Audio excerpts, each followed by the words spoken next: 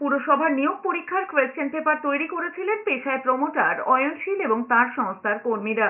তদন্তে নেমে চার্জশিটের 19 নম্বর পৃষ্ঠায় এমনই চাঞ্চল্যকর দাবি করা হয়েছে। সিবিআই এর দাবি, দোকান থেকে জেনারেল নলেজ এবং বিভিন্ন প্রতিযোগিতামূলক পরীক্ষার বই কিনে এনে প্রশ্নপত্র তৈরি করা হয়েছিল। কোয়েশ্চেন পেপার সেটের জন্য কোনো ফ্যাকাল্টি বা বিশেষজ্ঞ প্যানেলের সাহায্য নেওয়া হয়নি। সিবিআই এর স্ক্যানারে রাজ্যের 17টি পুরসভায় 1814 জনের নিয়োগ প্রক্রিয়া, যার মধ্যে সবচেয়ে বেশি নিয়োগে দুর্নীতি হয়েছিল দক্ষিণ দমদম পুরসভায়। এবং এই 17টি পুরসভার মধ্যে টাকি পুরসভা ছাড়া বাকি 16টি পুরসভাতে অয়নশীলের সংস্থার মাধ্যমে নিয়োগ হয়েছিল।